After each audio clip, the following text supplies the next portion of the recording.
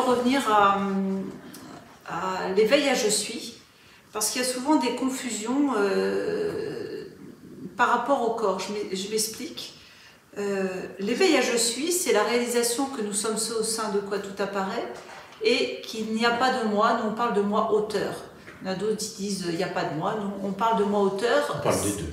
Oui, on parle des deux. Le moi auteur, ça signifie précisément il n'y a pas de pilote à l'organisme. Et lorsque cela a été réalisé, souvent il reste une impression d'un moi dans le corps.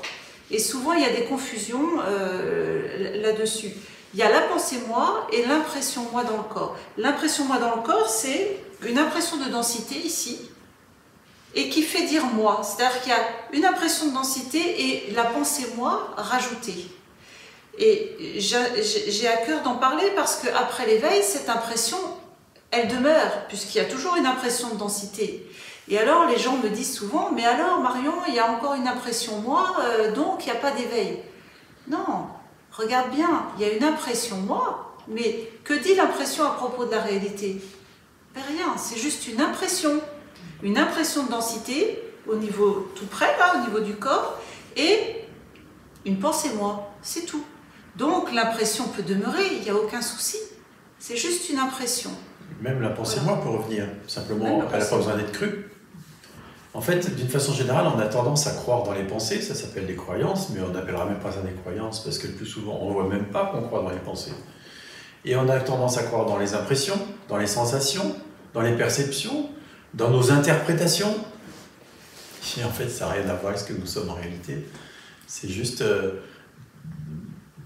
des phénomènes qui se manifestent et qu'on va appeler des expériences, qui disent rien à propos de ce que nous sommes. Et il y a un autre point aussi important, c'est que souvent, vous confondez l'absence de moi avec une absence de corps. En fait, ça n'a rien à voir. Le corps demeure et il n'y a pas de moi. Les deux simultanément. En fait, il y a un corps avec des caractéristiques, une hérédité, des gènes, etc. Et tout ça s'organise joyeusement de soi-même. Et il n'y a pas de moi. Mais l'absence de moi ne signifie pas absence de corps. Voilà. En fait, non seulement il n'y a pas de moi, mais il n'y en a jamais eu.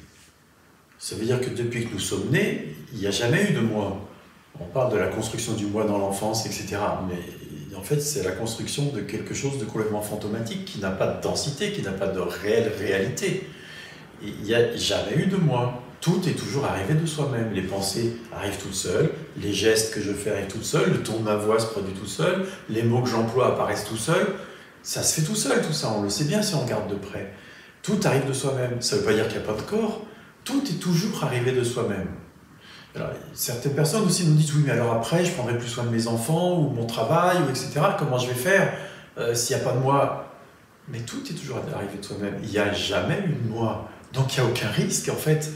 Les choses vont continuer à se dérouler, une maman continuera à prendre soin de ses enfants parce que c'est dans la nature naturante, c'est dans la langue naturelle dont on parlait, de s'occuper de ses enfants pour une maman, tout simplement. C'est simplement naturel, ça ne peut pas ne pas, on pourrait dire. Et ça va même plus loin, c'est que des faits de pensée, de croyances à propos d'eux, l'amour pur s'exprime beaucoup plus facilement. C'est-à-dire que les enfants seront beaucoup mieux aimés avec beaucoup moins de croyances, d'a priori, d'idées à propos de comment il faut les élever, etc.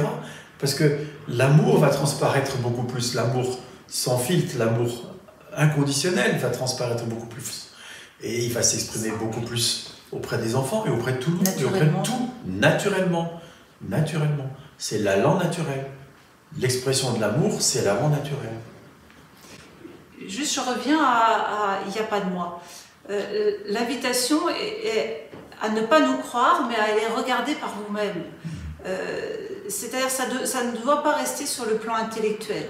C'est à les regarder directement au fait. Comment ça se passe? Est-ce que je pense mes pensées ou est-ce que les pensées apparaissent d'elles-mêmes? Comment ça fonctionne tout ça, hein? La première pensée qui arrive là, comment est-ce qu'elle est établie? Est-ce qu'il y a quelqu'un qui la parle? Ou est-ce que non? Jusqu'à ce qu'il soit évident qu'en fait, ça apparaît de soi-même.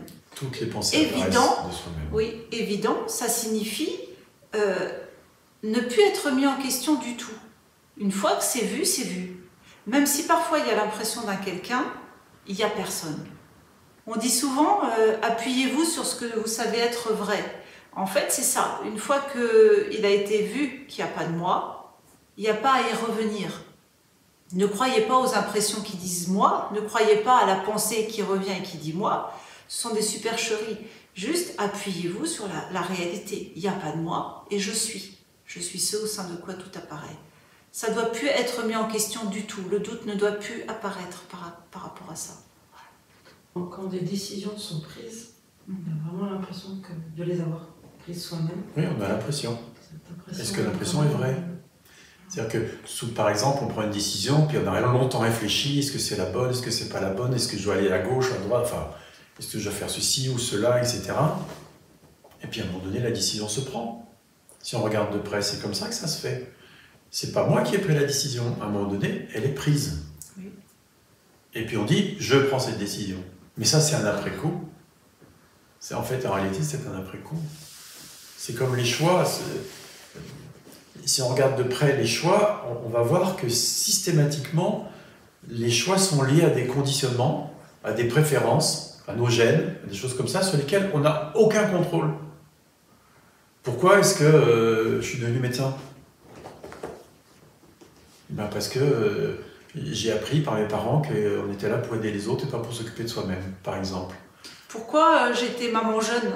Parce que on m'a appris qu'il fallait être maman, avoir plein d'enfants pour qu'on atteigne le bonheur même. Et puis parce que tu avais envie d'être maman. Oui. Et l'envie d'être maman... Il y a de l'amour aussi. Elle apparaît, bien sûr, il y avait de l'amour. L'envie d'être maman, elle apparaît. On ne décide pas, bon, ça y est, maintenant, aujourd'hui, je vais décider d'avoir envie d'être maman. Non, ça apparaît. Et en fait, si on regarde de près, tous nos choix se font ainsi. Les choses se font parce que on est conditionné, parce qu'il y a des préférences, un appel intérieur, on pourrait dire un allant, un mouvement, un élan naturel, peu importe, qui va s'exprimer, qui va se manifester de cette manière-là. Et des conditionnements apparaissent aussi de même. Les conditionnements apparaissent de même, oui, bien sûr. Enfin, c'est-à-dire qu'ils s'impriment dans le corps de même. Il n'y a personne qui choisit d'être conditionné. Si on avait le choix, ça fait longtemps qu'on ne serait plus conditionné. Ouais, ça, la question du choix est très intéressante parce que tous, dans l'ensemble, on cherche notre bonheur. Comment ça se fait que personne n'ait jamais réussi à l'atteindre de façon définitive dans le monde existentiel? Si on avait le choix, et en même temps, on serait tous heureux. Peut-être que c'est parce qu'on n'a pas le choix. Marion, tu disais, il ne doit plus y avoir de doute sur il n'y a pas de moi quand on l'a vu. Pourtant, il y en a. Je fais comment? Mais si tu as vu qu'il n'y avait pas de moi, il n'y a donc pas de doute. Tu peux juste voir que, excuse-moi, le doute, c'est une pensée qui vient se rajouter après. Le doute est rajouté, allais-je dire. C'est vu, c'est vu.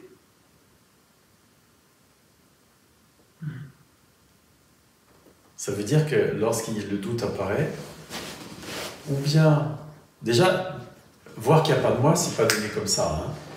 Il y a certains événements qui se produisent qui, à un moment donné, font voir qu'il n'y a pas de moi. Mais lorsqu'il est vu qu'il n'y a pas de moi, effectivement, ce n'est pas réalisé. Et ça ne suffit pas. Et le doute peut revenir. C'est exact. Alors, on peut, à ce moment-là, se souvenir de l'expérience qui a rendu évident l'absence de moi. Les évidences apparaissent toujours à partir d'une expérience. Un enfant ne sait pas ce que veut dire brûlant tant qu'il ne s'est jamais brûlé. Il se brûle une fois, il sait pour toute sa vie que brûlant, il ne faut mieux pas toucher. Il n'en doute plus. Et il va s'appuyer là-dessus le restant de ses jours. Il va faire attention quand c'est chaud. D'accord? C'est-à-dire que l'expérience lui montre une évidence. Brûlant, ça brûle. L'expérience, voir l'absence de moi, montre une évidence. Il n'y a pas de moi, il n'y en a jamais eu, il n'y en aura jamais. Mais on s'est brûlé une fois, on s'est brûlé plusieurs fois. C'est pas parce qu'on s'est brûlé une fois qu'on ne se brûlera plus jamais. Et c'est pas parce qu'on a vu qu'il n'y avait pas de moi on saura pour toute sa vie, il n'y a pas de moi, puis que ça va être vécu, intégré. Il va falloir y porter attention. De même qu'on fait attention à ne pas toucher quand c'est brûlant, il va falloir se rappeler, au fait, il n'y a pas de moi. Au début. Au début. Et surtout, lorsqu'il y a le doute, ou lorsque, mais là c'est quand même moi qui le fais, ou bien toi, etc., lorsque des choses comme ça apparaissent, revenir à l'expérience, revenir à l'évidence, refaire le chemin qui nous a montré il n'y a pas de moi. Et s'asseoir à cet endroit-là, prendre racine, c'est ça, construire sa maison sur le roc. Ça, c'est du solide. Il n'y a pas de moi, c'est une certitude. Quelles que soient les impressions, quoi que ce soit qu'on m'ait appris, etc., il n'y en a pas, il n'y en a jamais, il n'y en aura jamais. Et plus on va s'appuyer sur cette évidence, et plus ça va faire effet. Pour apporter une précision, l'évidence est directe. C'est une perception directe. Le doute est mental. C'est une pensée. Alors, comment ça apparaît? C'est pas de même nature. Excuse-moi. Oui, comment apparaît cette évidence? Si on se souvient de l'expérience mystique que j'ai faite, il y en a eu d'autres après, mais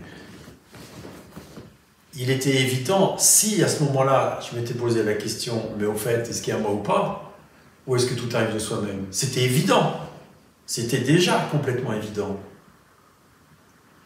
Parce que dans cette vision que tout est parfait tel que c'est et que tout se déroule de façon parfaite, il y avait aussi 100 personnes.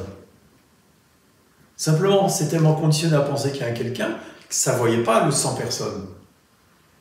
Ça le connaissait intérieurement sans le voir. C'était conscient sans être conscientisé, on pourrait dire.